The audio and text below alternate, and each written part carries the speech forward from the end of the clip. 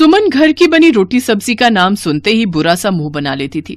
उसी बात को लेकर सास बहू दोनों में रोजाना तू मैं हो ही जाती थी। सुमन, ये क्या, तुमने बाहर से कुछ खाने का मंगवाया है क्या? हाँ, वो मैंने रसोई में देखा, आप रात के खाने के लिए भिंडी काट रही हो। मेरे से सूखी रोटी सब्जी नहीं खाई जाती, इसलिए मैंने नूडल्स और मंचूरियन मंगवा लिया। बस, अब मैं तुम्हें कुछ बोलूंगी तो तुम्हें बुरा लगेगा कि मैं तुम्हें खाने के लिए टोक रही हूँ। ये रोजाना बाजार से जो तुम खाने का सामान मंगवाती रहती हो ना, सेहत के लिए कितना खराब है, ये तुम्हें बाद में पता चलेगा। मम्मी जी, दुनिया बाजार का खाती है, हम खा लेंगे तो क्या बीमार पड़ जाएंगे? ऐसा नहीं होता, ये सब बेकार की बातें हैं। मुझे कुछ नहीं होता, मैं बिल्कुल ठीक हूँ। अच्छा, मुझे बहुत तेज भूख लगी है। राजीव तो रात को लेट आएंगे, मैं तो खाना खा रही हूँ, आप खाओगे? नहीं, मैं तुम्हारे ससुर जी को पहले रोटी दे दूं, उसके बाद खा लूंगी। तुम खा लो, भिंडी रोटी लेनी हो तो ले लेना, साथ में मैंने रोटियां ज्यादा बना दी थी। ठीक है, एक ले लूंगी, रोटी मन होगा तो। सुमन अक्सर ही रोटी सब्जी बनने के टाइम पर बाजार से ऑर्डर कर देती थी, या फिर सूखी सब्जी बने तो उसके साथ कुछ और बनाने की तैयारी कर लेती थी। सुमन, आज मंडी से करेले लेते आऊं? तुम्हारे बाबूजी कई दिनों से करेले आलू प्याज की सब्जी खाने के लिए कह रहे हैं। तो हम सब क्या खाएंगे? वही रोटी सब्जी जो बनेगी, और क्या खाना है। मैं मंडी होकर आती हूँ। सुमन की सास सुषमा सब्जियां लेने मंडी चली जाती है। रात को सुमन रोटी सब्जी बनाकर तैयार कर देती है, पर अभी सुमन कढ़ाई में कुछ और बना रही थी। तभी सुषमा रसोई में आती है। अरे सुमन, ये क्या बना रही हो? वो मेरा ना रोटी सब्जी खाने का मन नहीं था, इसलिए मैं अपने लिए नूडल्स बना रही हूँ। अरे, तो अब तुम्हारा नूडल्स खाकर पेट भर जाएगा, तो क्या तुम अब फिर रोटी सब्जी नहीं खाओगी? बहू, ये सब ठीक नहीं। रोटी सब्जी खाना भी बहुत जरूरी है। हर समय ये उल्टा सीधा खाने से पेट को नुकसान होता है। मेरा बिल्कुल मन नहीं था रोटी सब्जी का, इसलिए मैंने नूडल्स बना लिए। हर समय रोटी सब्जी नहीं खाई जाती, आप सब खाओ ना रोटी सब्जी, आपको थोड़ी रोका है। रहने दो मम्मी, जब ये नहीं सुनती तो कहना बेकार है। छोड़ो तुम, ये रोजाना की तू मैं से मेरा सिर दर्द होता है। अरे सुषमा, आज रोटी मिल जाएगी या भूखा ही सोना पड़ेगा? हाँ, ला रही हूँ। ये रोजाना की चिक चिक से ना मेरा दिमाग खराब हो गया है। अब दिखाती हूँ इन्हें कल से कि रोटी सब्जी बनाना होता क्या है। अगले दिन सुमन की हरकत से हर कोई अनजान था कि वो क्या नया करने वाली है। हे भगवान, कटहल में इतना तेल। बहू, ये तेल की सब्जी है या कटहल की? मम्मी जी, अब आपको इसमें भी प्रॉब्लम है। आज तो मैं रोटी सब्जी बना और खा रही हूँ। देखो, मैंने बाजार का कुछ नहीं मंगवाया, ना ही घर पर कुछ अलग से बनाया है। पर इतना तेल सभी के लिए बहुत नुकसानदायक होता है। सब्जी में तेल कम डाला करो। अब सब्जी तो मैं ऐसे ही बनाऊंगी, जिसको खानी है खाए, नहीं खानी है मत खाए। सुमन ने अब रोटी सब्जी बनानी और खानी शुरू की तो अपनी मन मर्जी की सब्जी बनाने लगी। रोजाना ही सुमन तली हुई तेल में डूबी मिर्च मसाले वाली सब्जियां बनाने लगी। ये आप गाजर मटर की उबली हुई सब्जी क्यों बना रही हो? मैंने तो शाही पनीर बनाया है ना, वो नहीं खाओगे? नहीं बहू, तुमने इतना तेल और मिर्च मसाले वाला बनाया है। तुम्हारे बाबूजी और मैं इतनी तेल और मिर्च मसाले वाली सब्जियां नहीं खा सकते। मेरी जीभ जलती है ज्यादा मिर्च मसाले वाली सब्जी खाऊं तो। और तुम्हारे बाबूजी तो वैसे भी दिल के मरीज हैं, उन्हें मैं इतना तेल नहीं दे सकती, इसलिए मैं उनके और अपने लिए उबली हुई गाजर मटर की सब्जी बना रही हूँ। तभी राजीव भी ऑफिस से आ जाता है। कितनी बार का है, तली मिर्च मसाले वाली सब्जी ऑफिस में मत दिया करो। कोफ्ते दे दिए और पूरा दिन मेरे ऑफिस। कभी गैस की कोई गोली खा रहा हूँ, हाजमे की कोई चीज ले रहा हूँ। अरे ऐसे थोड़ी होता है, मैं पूरा दिन में जलन हो रही है, मैं तो कुछ नहीं खाऊंगा। मैंने गाजर मटर की सब्जी बनाई है, उसमें नमक मिर्च बहुत हल्का है, तो उसके साथ फुल्का खा लेना। कितनी बार तो मैं बोलती हूँ कि सुमन, तेल वाली मिर्च मसाले की सब्जी कम बनाया कर। बाजार का बंद हुआ तो अब तुमने रोटी सब्जी में इतना तेल और मिर्च मसाले डालने शुरू कर दिए। तुम्हें कोई नहीं समझा सकता। मैं बार बार बोलती हूँ, लोग मुझे ही गलत कहेंगे कि बहू को खाने पीने के लिए टोक रही हूँ। वही हुआ जिसका डर था। अगले दिन सुमन के पेट में बहुत दर्द था। घर पर चीजें लेकर भी दर्द ठीक नहीं हो रहा था। कितनी बार मना किया कि खाने पीने की चीजों पर ध्यान दो, कि हम क्या खा रहे हैं। अरे एक दो दिन तो चल जाता है, ये थोड़ी रोजाना की इतना तला भुना बाजार का खाना। कभी घर पर बना तो ऐसा तला हुआ खाना, पूरे 1 किलो के तेल की बोतल 1 हफ्ते में खत्म कर दी तुमने बहू। पर मैंने कुछ नहीं कहा, वरना तुम मुझे दोष देती कि मैं तुम्हारे खाने पर नजर लगा रही हूँ। मुझे पता था कि ऐसा ही कुछ होगा, पर मैं कहकर बुरी ही बनती। अरे सुषमा, बस भी करो। जाओ बहू, तुम राजीव के साथ डॉक्टर के पास होकर आओ।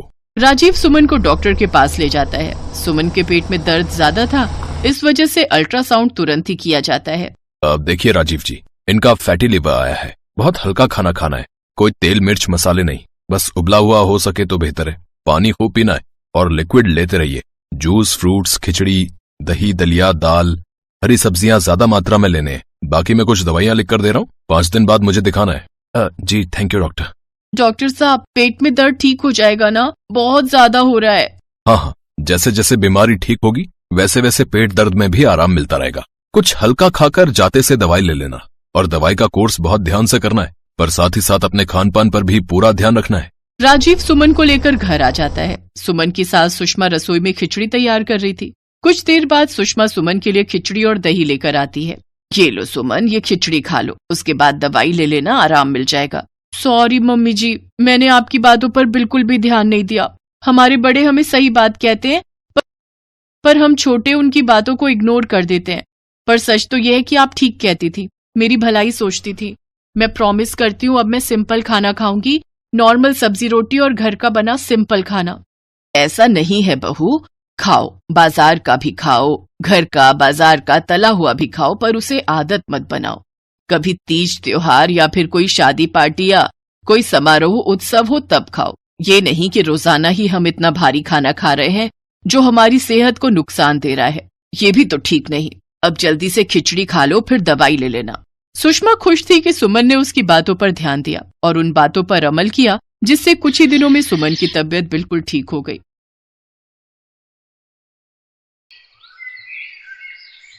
अन्नपूर्णा घर में अकेली रहती है। उसकी उम्र 50 साल है। उसका बेटा सुरेश अमेरिका में नौकरी करता है और वहीं पर एक गोरी मेम से शादी करके बस गया है, लेकिन वो अपनी माँ को पैसे नहीं भेजता है, इसीलिए अन्नपूर्णा बहुत गरीब है। उसके पास सिर्फ एक गाय है, उसका नाम है मालती। अन्नपूर्णा मालती का दूध बेचकर अपना पेट पालता है। सुन मालती, तुझे पता है मेरा बेटा अमेरिका में बहुत बड़ी नौकरी करता है। वो जब लौट कर आएगा तब देखना मेरे लिए कितना कुछ लाएगा। अन्नपूर्णा की आंखों में बहुत सारे सपने हैं अपने बेटे को लेकर, लेकिन सुरेश उसकी माँ को कभी याद भी नहीं करता।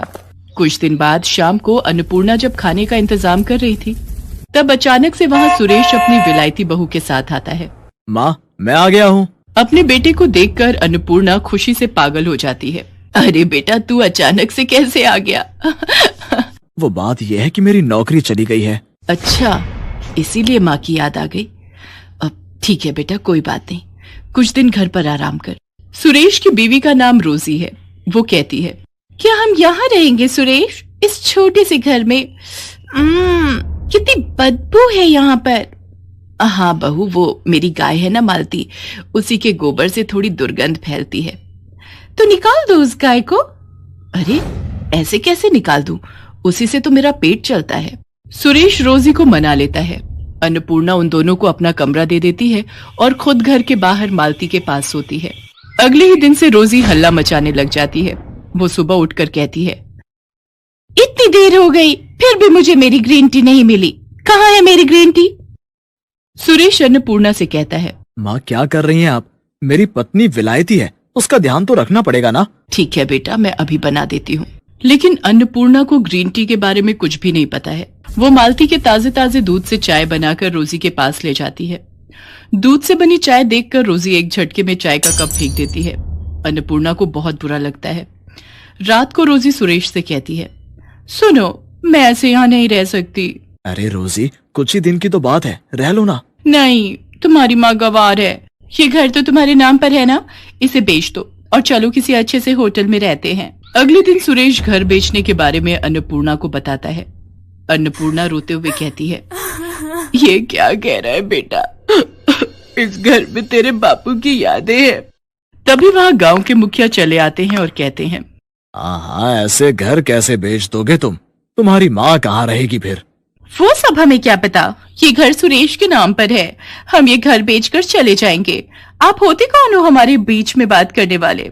मुखिया जी बहुत अपमानित महसूस करते हैं। सुरेश घर बेच देता है और अपनी बीवी को लेकर वहां से चला जाता है। वो दोनों एक महंगे से होटल में रहने लगते हैं और इधर अन्नपूर्णा अपनी प्यारी गाय मालती को लेकर रास्तों पर निकल पड़ती है। वो बहुत उदास है और उसकी आंखों में नमी है। ये क्या हो गया भगवान, अब मैं क्या करूं? मेरे खुद के बेटे ने मेरे साथ धोखा कर दिया। अन्नपूर्णा बस दूध बेचती रहती है और उससे जो थोड़े बहुत पैसे मिलते हैं वो उससे अपना गुजारा करती है। वो रास्ते में रहती है। इसी तरह कुछ दिन बीत जाते हैं। मालती एक दिन किसी के खेत में घुस जाती है और घास खाने लगती है। ये देखकर खेत का मालिक मालती को भगा देता है और अन्नपूर्णा को आकर धमकी देता है। देख बुढ़िया, तेरी गाय अगर मेरे खेत में दोबारा घुसी तो मैं इसे मार डालूंगा। कोई उपाय न देखकर मालती एक चाय की दुकान के पास जाती है। वहां चाय के पत्तों का ढेर पड़ा हुआ था। मालती वही खाने लगती है। वो बहुत सारे चाय के पत्ते खा लेती है। उसके बाद वाले दिन सुबह अन्नपूर्णा जब मालती से दूध निकालने जाती है तब एक चमत्कार हो जाता है। दूध के बदले चाय निकलने लगती है। अन्नपूर्णा चौंक जाती है। अरे ये क्या, मालती दूध नहीं चाय दे रही है। गजब हो गया, ये तो चमत्कार हो गया। कुछ ही देर में चारों तरफ ये खबर फैल जाती है और बहुत सारे लोग गाय से निकलने वाली चाय पीने के लिए लाइन में खड़े हो जाते हैं। अन्नपूर्णा एक कप चाय 10 रुपए में बेचती है। सब कुछ देखकर मालती के चेहरे पर भी मुस्कान आ जाती है। चारों तरफ हड़बड़ी मच जाती है। वाह, ये चाय तो कितनी स्वादिष्ट है। मुझे एक और कप दो। मुझे भी दो, इस बोतल में भी दो, मुझे घर ले जाना है। अन्नपूर्णा पूरा दिन चाय बेचती है। इस तरह एक दिन में वो हजारों रुपए कमा लेती है। हे भगवान, आपका लाख लाख शुक्र है। आपकी वजह से ये चमत्कार हो पाया है। मालती भी अपनी भाषा में भगवान को धन्यवाद देती है। कुछ महीने ऐसे ही चाय बेचकर अन्नपूर्णा बहुत अमीर हो जाती है और वो रहने के लिए शहर में एक घर खरीद लेती है। चाय बेचने के लिए एक दुकान भी खरीद लेती है और घर के बाहर एक खुली जमीन भी खरीद लेती है ताकि मालती आराम से टहलते हुए घास खा सके। ऐसे ही खुशी खुशी दिन बीतने लगते हैं, लेकिन उस तरफ सुरेश को कोई नौकरी नहीं मिल पाती है। अब क्या होगा रोजी, मुझे नौकरी नहीं मिल रही है और घर बेचकर जो पैसे मिले थे वो भी खत्म होने को हैं। अब हम इस होटल में भी नहीं रह सकते। ये सुनकर रोजी गुस्सा हो जाती है और कहती है, तो फिर तुमने मुझसे शादी क्यों की? गरीब भिखारी कहीं के। शादी से पहले तो कितना कुछ बोलते थे। मगर अब एक होटल का भाड़ा भी नहीं दे सकते। तुम रहो अकेले, मैं जा रही हूँ। जा रही हूँ मतलब? तो मुझे अकेला छोड़कर कैसे जा सकती हो? मैं एक बेरोजगार इंसान के साथ नहीं रह सकती। मुझे पता था कि तुम्हारे साथ ऐसा ही होगा, इसीलिए मैंने एक बॉयफ्रेंड पटा लिया था। वो मुझे लेने आ ही रहा होगा। इतने में होटल के बाहर एक लड़का कार लेकर आता है और रोजी उसमें बैठकर चली जाती है। रोजी को खोकर सुरेश पागल सा हो जाता है। उसके सारे पैसे भी रोजी लेकर चली जाती है। होटल से सुरेश को लात मारकर निकाल दिया जाता है। सुरेश अपने ही मन में कहता है, अब मैं क्या करूं? माँ के पास लौट जाऊं? नहीं नहीं, मैं माँ को अपना चेहरा कैसे दिखाऊं? सुरेश पागलों की तरह रास्तों में घूमता रहता है और भीख मांगकर अपना पेट पालता रहता है। एक दिन घूमते घूमते उसे चाय देने वाली गाय के बारे में पता चलता है, लेकिन उसके पास पैसे नहीं हैं। वो लाइन में खड़ा हो जाता है और अपनी बारी आने पर कहता है, क्या आप मुझे एक कप चाय दे सकती हैं? मुझे बहुत तेज भूख लगी है, लेकिन मेरे पास पैसे नहीं है। सुरेश को देखकर अन्नपूर्णा तुरंत पहचान लेती है। अरे बेटा तू? माँ, आप? अन्नपूर्णा सुरेश को गले लगा लेती है और रो पड़ती है। सुरेश भी रो पड़ता है।